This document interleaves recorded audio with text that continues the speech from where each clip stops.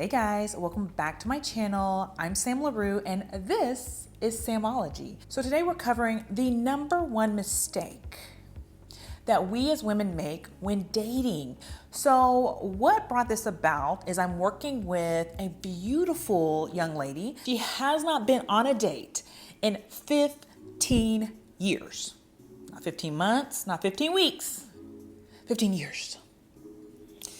I don't even know how that's possible. Comment down below on what's your longest span of non-dating. I'm very curious because I do personally think 15 years is a bit much. So we were able to find her a date through a referral.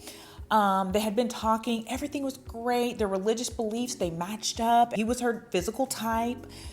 And they end up going on a date. Literally, she goes out and buys a new outfit. She goes and gets her hair done. Everything was flawless, right? I call her the next day. Well, how did it go? How did this date go? I know it had to be fabulous. She was like, I haven't been on a date in 15 years. I was expecting to go somewhere with like a grand piano, with dim lights, something with ambiance, candles. And instead, I got the TGI Friday. And if you don't know, TGI Friday is like a major chain in the United States. It's like a step up from fast food. So I have nothing against TGI Fridays, and I don't think she does either, but I think her premise was, sir, you should at least try to impress me. It's kind of like he put no effort into the date. He's kind of like, we're going to go to the most basic place that we can go to. So she's at the TGI Fridays. He does not make eye contact. He doesn't talk with her. He doesn't compliment her. He doesn't initiate conversation. Okay, maybe he's not good with one-on-one communication. Maybe he's shy. I don't know. To top it all off, though, he lets her know he's on a budget. So he tells her specifically, this date's a budget date, and that's why we're here. We need the budget menu. Like, here's the kids' meal. Choose whatever you want from the kids' meal. Here's the kicker. Mid-date, she's looking through the menu. Now, he's not talking. He's not making eye contact. He might be scared. Like, uh-oh, she's about to order something. What is she going to order? So I'm sure he's like sweating bullets. Like, oh my God, he's calculating his budget in his head. So she orders. And she ends up ordering the veggie platter. Now for me, this took the cake. The vegetable platter is literally a platter of dried vegetables. Like chopped up dry vegetables. It was the cheapest thing on the menu. It was a whopping $6. So she took it upon herself, since he's on a budget, to get the vegetable platter. It's not going to be a pleasant date. None of us are going to have fun. I'm having to get the $6 vegetable platter. Then I'm leaving the date hungry. My stomach is rumbling while we're on the date. Like, I'm not comfortable. You're not going to be comfortable. You're sweating bullets thinking about, will she maybe order a tea to wash down her vegetable platter? So you're sweating bullets worried about what I'm going to order. And I'm hungry because I haven't eaten all day because I'm waiting for the date to eat. And we both are miserable. And he actually let her know in advance about the budget. I think he just reiterated on the date, but I'm 90% sure he let her know beforehand, because he was kind of intimating things like, how would you feel if you make more than your partner? He's asking her this. Red flag. So this leads me to our number one mistake that we make on dates. And that's not setting the right expectation. When you don't set the right expectation, calamity ensues. Debauchery ensues. Buffoonery ensues. Okay? Before you step your pretty little toes out of your vehicle on the ground to walk in the door of a date, you need to make sure you've set the right expectation. Honestly, if a man can't spend but $6 on a date, he shouldn't be taking you on a date to begin with. He just shouldn't. I mean, he's not ready to date. It ain't his time. Everyone has a time and a season. It's not his time to date. He needs to work on getting himself together before he's ready to date someone. Like, if you're making the same amount that high schoolers are making and you're in your 50s and you're a man,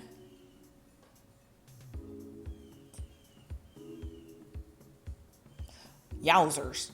You don't need a date. And there's nothing wrong with that. It's no judgment. It's just don't waste other people's time in dating. But this is what she should have discovered. He already preempted this. He let her know up front, you make a lot more than me. I'm barely pushing minimum wage. Like, I work at a warehouse.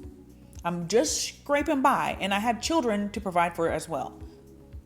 So he let her know that up front. And so she decided to hop her butt up and go on the date anyways, which I did think it was a great experience. She learned her lesson, but it's an experience that we don't need to keep continuing. Now, I do have a before the date checklist on my website, 100% free. I'm gonna need you to go get that. Click the link down below. It has a checklist on all the major questions that you need to know before you go on the date. So you definitely have to ask the right questions. That's a must. Another thing is you have to let him know up front what your expectations are. For example, that guy with the right woman would have paid for a nice date. She would have been able to get more than the $6 platter because the right woman's going to set the right expectations. You want him excited to pay for a nice date for you. So the question is, how do we pull that out of men? How do we get them to want to provide? How do we get them to want to go the extra mile? How do we do that?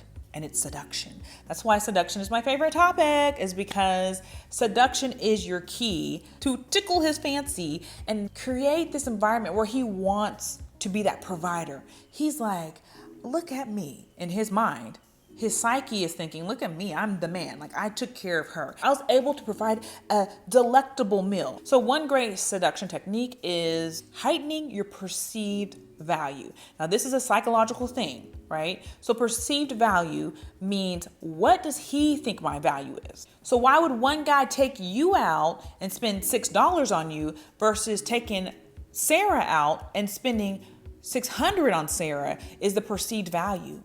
She set up the right expectation. She let him know up front what she's used to. She let him know up front her caliber of men that she's used to dating. And so what that does in a man's mind is it lets him know, oh, wait. She's used to men taking her out and whining and dining. That means other men find her valuable. Hence, she must have some value. She must have some value somewhere because all these men want to take her out to nice restaurants. All these men are lavishing her with gifts. So what that does is it makes him want to work harder for you. It makes him want you more because you have a high perceived value. And that's male psychology. Men want what other men have. It's male psychology 101. So your goal in dating is to raise your perceived value. When you're talking to a guy, you want to make sure you're letting him know that you're used to nice things. You also want to ask questions to let you lead up to you answering questions. And what I like to call is dropping nuggets. Okay, so you want to ask questions so that you're able to drop these golden nuggets. And the golden nuggets are things you want him to know about you. Okay, so I don't want to let him know like I'm used to nice restaurants because then it sounds kind of bougie, right? And I might not be super bougie, but I do like nice. I like a man to treat me special. So I'm going to let him know that I'm used to that. So it might go something like this. What's your best all-time favorite meal you've ever had? And he might tell you his favorite meal. Of course, he's going to ask you back. Okay, it's XYZ. I had a nice steak the other day on the grill that I made, whatever. He's going to ask you the answer back. And if he doesn't, you still tell him like, ooh, you can cook steak. Ooh, yummy. That sounds great. Mine would probably be something similar. Like, I love a good steakhouse. Steaks are my favorite. I love filet mignon. What kind of cut do you like? So you're letting him know my favorite restaurant is a steakhouse. So he knows already it's not going to be the vegetable platter. If you accept $6 vegetable platter treatment from a man on date 1, that's how he's going to treat you throughout your whole relationship. If he feels like he can get you for $6, then your value to him is $6. If he feels like he's going to have to work for you and you're used to men working for you, you're used to going to the top steakhouses. You're used to men going above and beyond and sending flowers. You're used to men bending over backwards and taking care of you and taking care of your car and putting gas into your car and making sure it's serviced once a month. You're used to that, right? When you let that be known, he has a higher perceived value of you. In his mind, he's thinking, wow, other men treat her like a queen. She must be a queen. Other men value her. She must be valuable. But when you settle for the $6 platter, you're telling him, I will take scraps. I will take little to nothing. So when you lessen yourself, you lessen your shine, you accept the minimum, that's how he's going to treat you. Now, this was just an example, but you can probably utilize this example in your life. Like going on a date where a guy's like, let's go to the park. Sir, I'm not the park girl. We're not going to the park. Not on this good day. Now, I love the park. I actually really like going to the park. I run a lot in the park, but I'm not going on a date to the park. Are you crazy? No, you're going to have to put some effort into me. Okay. I'm dating to find the potential.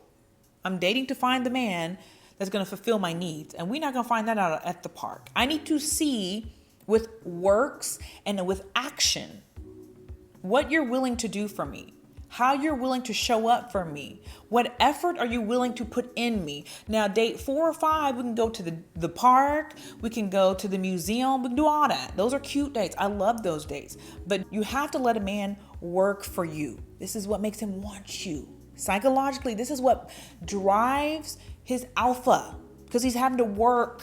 And when men work for things, they appreciate it more. So make him work. Ask the right questions, drop the right nuggets, and before you go on a date, make sure you fill out the dating checklist. So hopefully you like this video. If you did, like the video, subscribe to the channel, and until next time, I'll see you beautiful ladies later. Bye.